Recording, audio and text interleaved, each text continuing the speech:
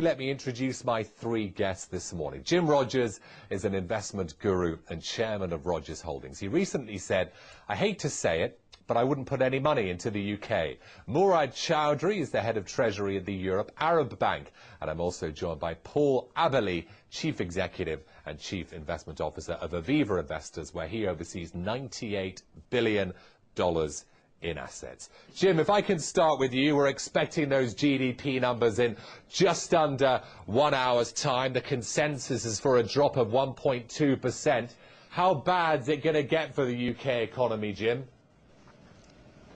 Well, Mark, I don't pay too much attention to government figures. Mainly, they're usually incorrect, and the rest of them are always lies. So that's not a way to get good investment advice.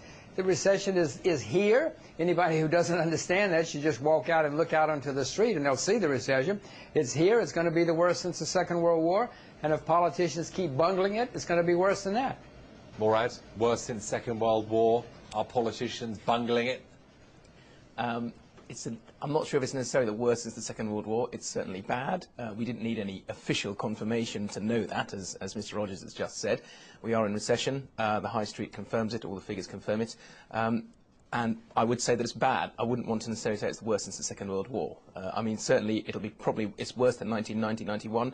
It may well be as bad as 1980-81. It could get back to the 70s when we were on a three-day week. However, we're not quite there yet, so I'm going to hold fire on whether it's the worst since 1974. Are you going to hold fire? Put your view on the table, Paul. Well, I think it's a little unfair for the politicians to be blamed for acting far too slowly. They have acted. Perhaps they could have done better. But the key thing is they are doing something. And for that reason, while this is surely going to be more protracted than a lot of the optimistic forecasts, it's still unlikely to get as bad as periods like World War II or the 1930s or the hyperinflation of the 20s. Jim, the politicians have acted. Wait. What they're doing is the wrong... Go on, Jim.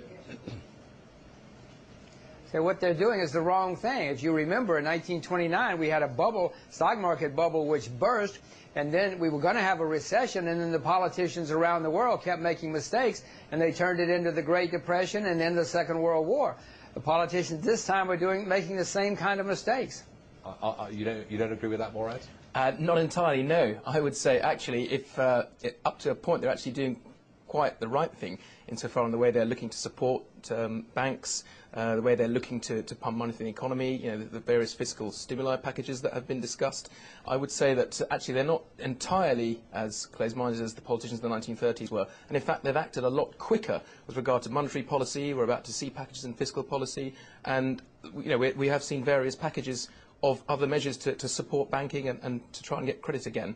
I mean, there's probably one or two other things they could do, but, you know, they're on the right lines. Gentlemen, hold your thoughts. Back to you in just a few seconds. Jim, I'm going to start with you, as Nigel was referring to your comments made here on Bloomberg earlier this week. I mean, you're painting pretty much an Armageddon scenario for the UK, Jim. Is it really that bad? Well, Mark, the world's not going to end this week or this month, this year even, maybe not even this decade, but the UK doesn't have much to sell to the world anymore. The North Sea is drying up, according to your government. The City of London, the financial system, according to your government, is a disaster. What else is there to sell? Your balance of trade is going to continue to deteriorate, and therefore the pound sterling is going to be under pressure. You have stupendous debts, international debts and domestic debts. I don't like saying it. It's not any fun saying it, but we have to deal with facts. And Jim, we've got a man here who says that your comments lack logic as well as analytical robustness. Let's get Murad to back his view up. Morning, hello. Let's take the 2 points there. We've got nothing more to sell. I'm not entirely sure that's the case, balance of trade. But before that, let's go to the fact that the public sector deficit. I mean, the FX rate, sterling vis-a-vis other currencies, is coming under pressure because of foreign investors, foreigners, not UK domestic, worried about the growing public sector deficit. So, in fact, it makes sense for them to come out of sterling assets. But if you look at developed countries, and certainly compared to the Eurozone, our public sector deficit, even taking into account what we've got with the various government support schemes that the government's announced, is a lot lower as a percentage of GDP than Eurozone and most developed countries. As a problem with public sector deficit, then actually the UK looks quite good. as a store of value, sterling is going to come under pressure as foreign investors decide they don't want to hold UK-denominated assets. But that doesn't necessarily mean a weak currency means we're going to the worst recession since 1931, etc., etc. It makes sense for foreign investors to maybe rebalance the state of our assets. However, that doesn't mean we don't have any goods to sell. We patently do. I think Rolls-Royce said to have a problem with that statement, as indeed a lot of provider of services, the pop music industry. And also the fact is that rebalancing, as we heard in the other quote, makes sense during this time. There is some upside to a weak currency as well with regard to exports. Again, we've had a comment on that in your quotes. So it's not entirely the fact that the weak currency means we're heading for the worst thing ever. There's a lot of nonsense spoken on FX rates. Jim, there's a lot of nonsense speaking on FX rates. Do you really maintain that Rolls-Royce is going to offset the North Sea? Do you maintain that the Beatles are going to offset the City of London? Sir, look at the numbers. What are you talking about? I am looking at the numbers. The fact is, there's a lot of scaremongering. The statement that the UK is bankrupt or sterling is finished. Sterling has been around since the 8th century. You know, it'll be around. I mean, the comment that Armageddon isn't going to come this week or next year. Try the next 100 years. Sterling is going to be around for a lot longer. I think a lot of this scaremongering doesn't add value because it doesn't actually paint any value-added statement on the state of the economy. It doesn't tell us about the state of the economy, which is under a lot of pressure. We're in recession, and it doesn't tell us about the value of sterling, its real value. I want to get Paul involved, gentlemen. Paul, Sir, which if side? you want to talk about the last 100 years, the pound sterling was $5 100 years ago. Now it's $1.50. That's been going down for and it was $1 years. in 1985, and now it's $1.39. I'm sorry, this is the markets. Yeah, this is the market. These are market. Yeah, these are the markets. It's a three-way discussion, Jim. Wait there, Paul. Which side of the fence are you on? Well, if you ask a group of people to write down a list of reasons why you shouldn't buy the pound or the dollar or the euro, they'd be scribbling wildly.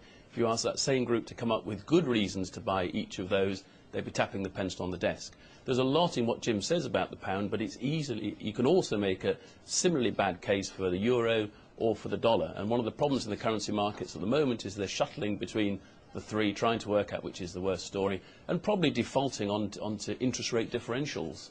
Gentlemen, stay there. Just got to come back to you in a few seconds' time. Paul, straight to you. It's all about the credit markets, isn't it? It's all about the bank's willingness and availability to lend. Until we fix that, that question mark's not going to be answered, is it? Yes, absolutely. The property markets are clearly frozen, so we have no price discovery at the moment. I don't think anyone really knows what the equilibrium level of property prices are, other than to say it's certainly lower. You'd have to assume that it would have to be 10% lower from where we are now just to get things moving.